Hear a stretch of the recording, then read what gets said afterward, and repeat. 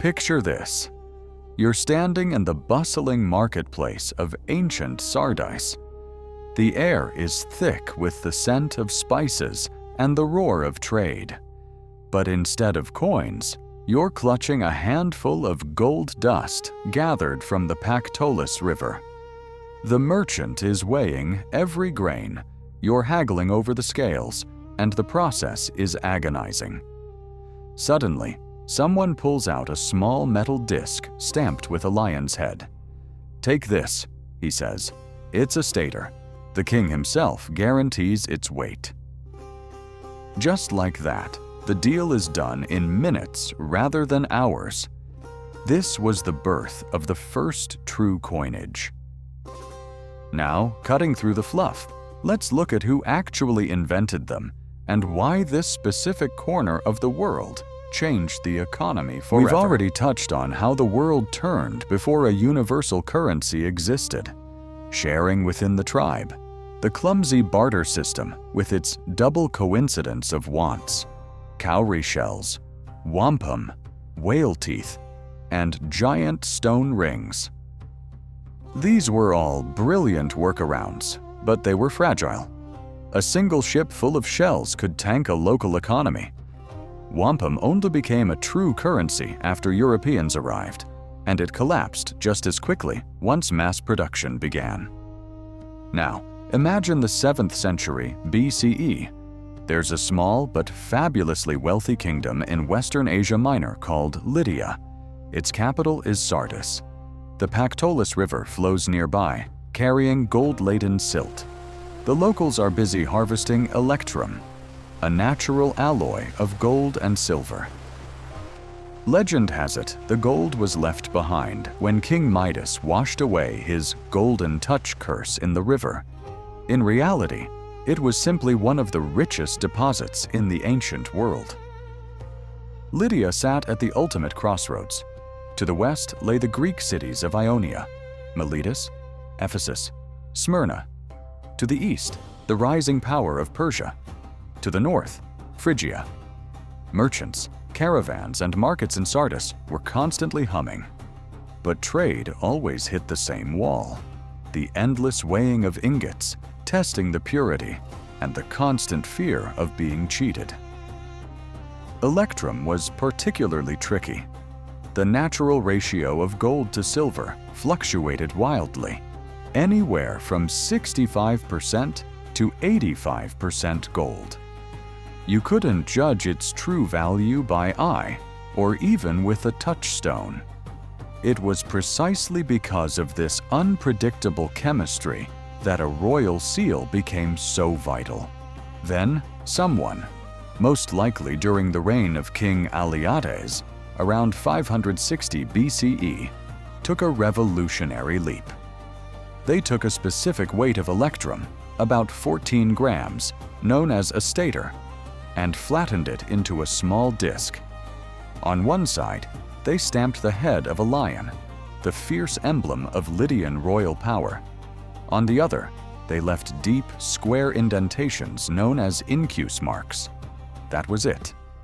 In that moment, it ceased to be just a lump of metal. It became a state guarantee.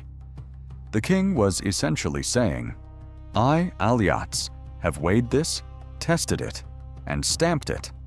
There is exactly as much precious metal here as there needs to be.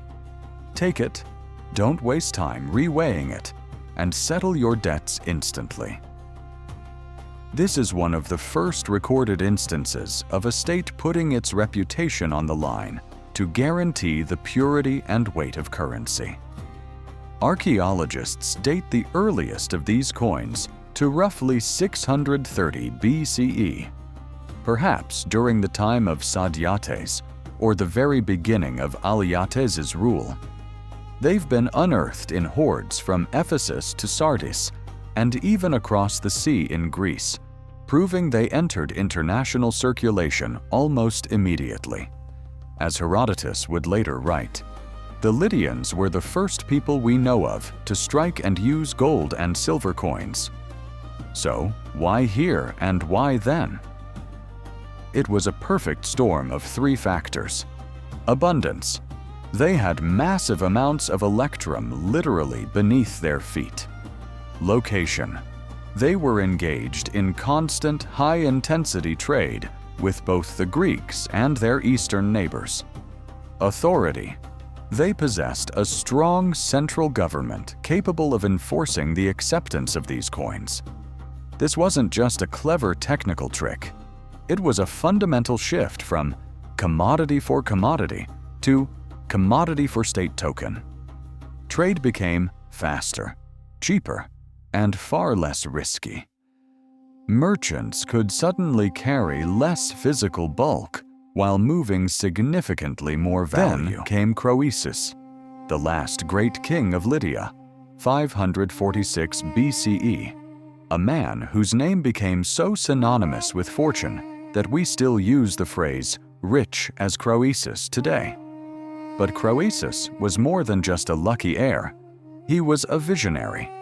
He realized that Electrum, with its unpredictable mix of gold and silver, still felt a bit like a gamble.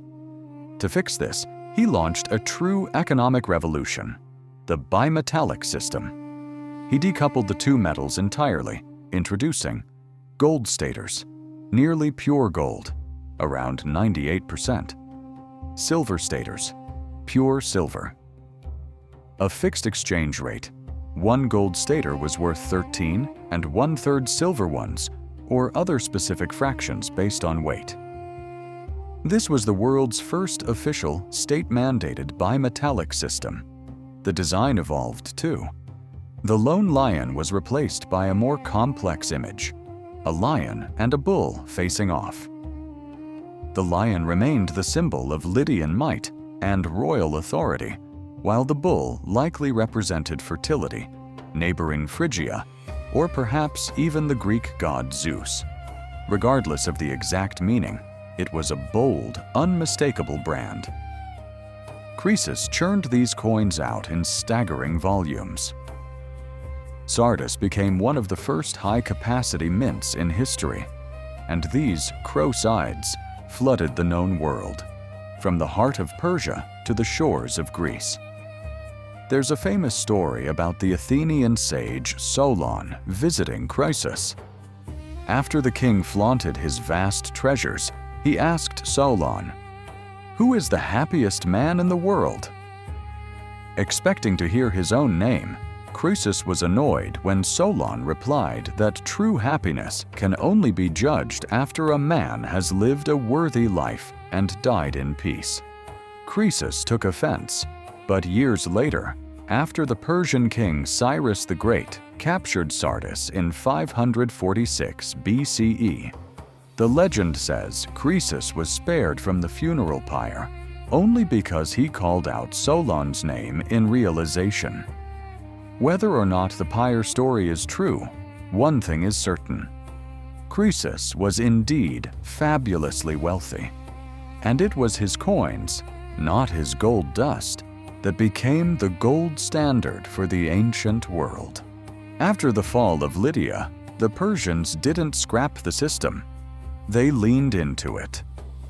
They continued minting remarkably similar coins, and the famous Persian darics are essentially the direct descendants of the Croesides. The Greeks then took the concept and ran with it, spreading the idea across the entire Mediterranean, from Athens and Corinth to Syracuse. While India and China developed their own forms of coinage around the same time, they did so independently. The specific model we recognize today, a standardized coin with a state-guaranteed weight and purity, is a purely Lydian invention.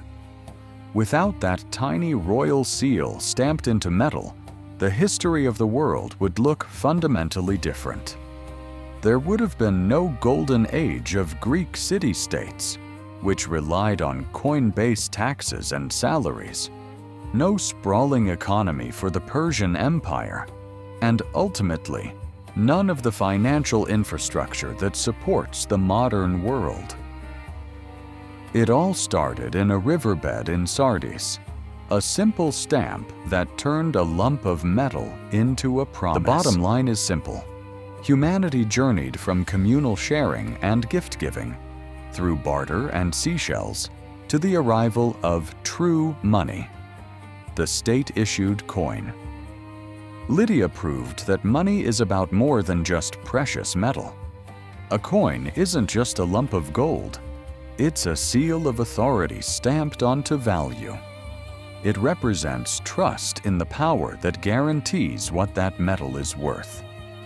In the next video, we'll look at how this system eventually broke free from the control of a single king and began to drive debts, wars, and entire empires. If you enjoyed this look at the birth of the coin, hit the like button, subscribe, and let me know in the comments. Did you know that the world's first real money started in Lydia? See you in the next one. Bye for now.